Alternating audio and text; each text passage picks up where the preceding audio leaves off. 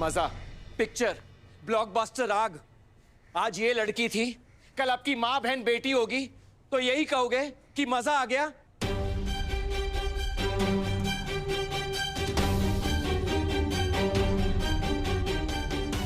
घर कैसे जाते हैं आप लोग? आईने में खुद को देख कैसे पाते हैं? नफरत नहीं होती खुद से आपको? ये जानते हुए भी कि आप लोग कुछ कर सकते थे लेकिन कुछ नहीं किया। अपनी आत्मा पर बोझ फील नहीं होता? अपनी परवरिश पर, अपने संस्कारों पर सवाल नहीं उठाते? भगवान के सामने जाने से शर्म नहीं आती? और ये सवाल सिर्फ आप मर्दों के लिए नहीं है, इन औरतों के लिए भी है। क्यों वेट करती हैं आप लोग कि कोई मर्द आएगा और आप में से किसी को बचाएगा? अगर आप सब लोग एक साथ हो जाए ना, तो किसी मर्द की हिम्मत नहीं है कि किसी औरत को कुछ कह सके, उस पे हाथ डाल सके। पर आप सबको तो फुर्सत नहीं है ना एक दूसरे को नीचा दिखाने के अलावा। आप शक्ति हैं, शक्ति का रूप है। अपनी शक्ति को पहचानिए। आप रानी दुर्गावती हैं, रानी लक्ष्मीबाई हैं, राजमाता जीजाबाई भोसले हैं, लोक माता अहिल्याबाई हैं। अरे इनके सामने तो सेना ही नहीं टिक पाई, ये 4 सड़क छाप गुंडे क्या टिक पाएंगे? इनकी औकात है?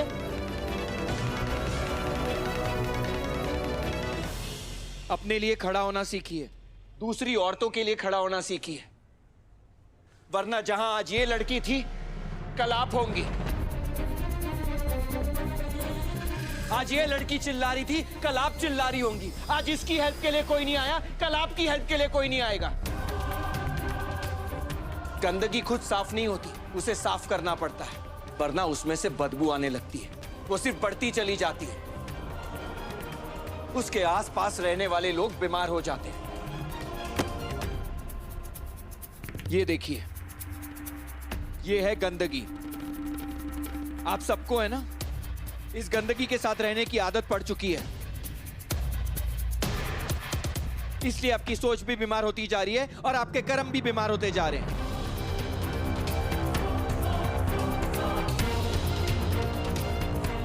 कब साफ करेंगे आप ये गंदगी? जब ये आपके घर तक आ जाएगी। आपकी मां, बहन, बीवी सबको अपना शिकार बना लेगी। कब साफ करेंगे आप ये गंदगी?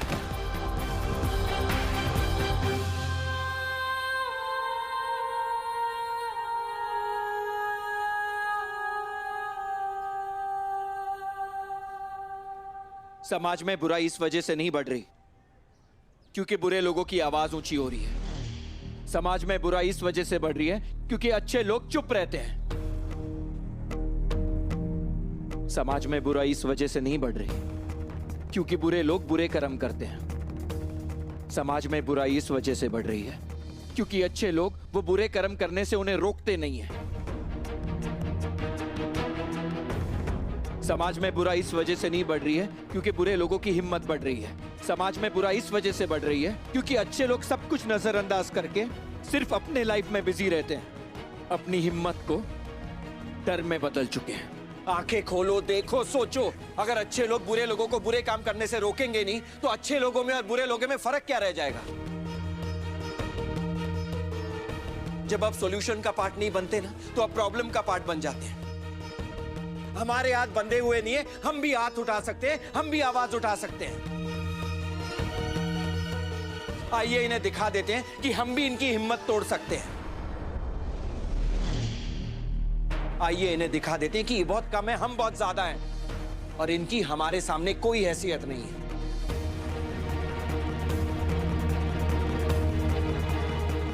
आइए इन्हें दिखा देते हैं कि अगली बार इन्होंने किसी भी लड़की की तरफ आंख उठाकर भी देखा ना, तो हम इन्हें जड़ से मिटा सकते हैं।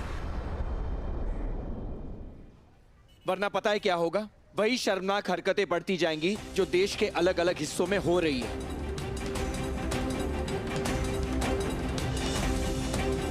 सड़क पर एक लड़की को मारा जाता है और किसी ने कुछ नहीं किया।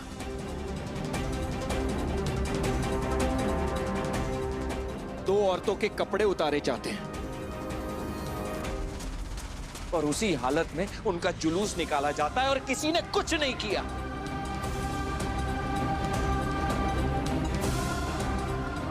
लड़कियों की आवाज तो दब गई, पर पता है मौत किसकी हुई? हम सबकी, हम सबके ईमान की, समाज की। महाभारत के समय से, रामायण के समय से यही मानसिकता चली आ रही है कि जोर आजमाइश औरतों पर करो, फिर चाहे वो सीता मैया हो या द्रौपदी। जबकि वेदों पुराणों में साफ लिखा है कि इसका परिणाम क्या है। अजर अमर राजा भी मौत के मुंह में चले जाते हैं और बड़े से बड़ा राज्य भी खत्म हो जाता है। कुलों का सर्वनाश होता है और सिर्फ मौत का तांडव होता है। वेदों में भी साफ साफ लिखा है, जो औरत की मर्यादा के लिए लड़ता है वो ईश्वर को पा जाता है, और जो एक औरत के अपमान को होते हुए देखकर चुप रहता है वो मौत को तरसता रहता है और काल भी उसे गले नहीं लगाता।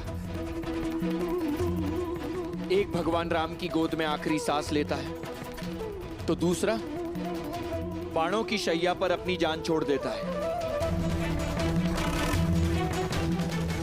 जटायु का नाम कोई नहीं जानता होता, वो तो एक गिद्ध थे, पर उन्होंने जिंदगी में एक ऐसा काम किया जिसकी वजह से वो इंसानों से तो क्या, भगवानों से भी ऊपर हो गए। जब रावण सीता माता का अपहरण करके उन्हें ले जा रहा था, तब जटायु ने उन्हें बचाने की कोशिश की, ये जानते हुए कि वो बूढ़े हैं, रावण से कभी जीत नहीं सकते। फिर भी उन्होंने ऐसा किया, ये जानते हुए कि इस लड़ाई का अंत सिर्फ एक होगा, उनकी मौत। फिर भी वो लड़े, और पता है क्या हुआ? उनके इस एक कर्म से वो हमेशा के लिए अमर हो गए। खुद भगवान श्री राम ने उनका अंतिम संस्कार किया, खुद भगवान ने उनका श्राद्ध किया।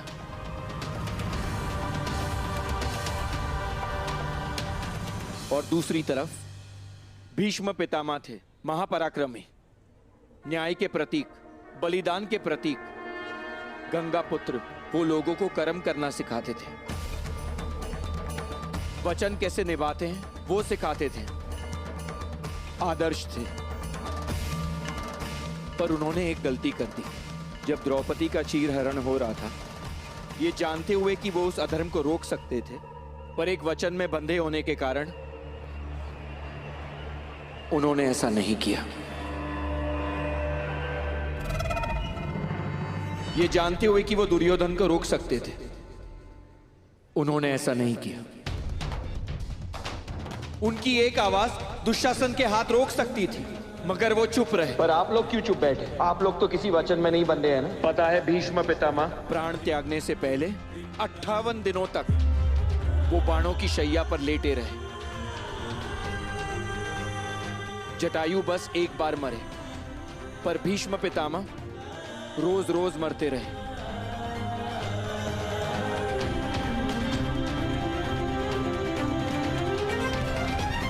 क्या बनना है आपको, जटायु या भीष्म पितामह?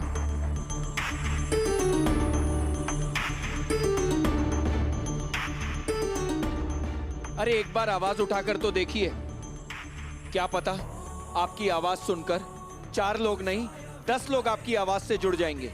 जहां 4 हाथ आते हैं किसी लड़की की इज्जत उतारने के लिए, क्या पता वहां 10 हाथ आ जाएं किसी लड़की की इज्जत बचाने के लिए।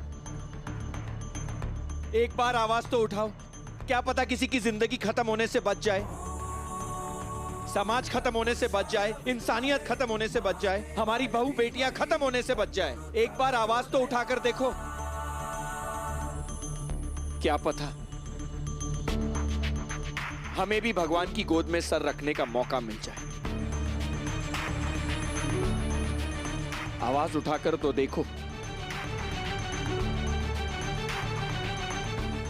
बस एक बार।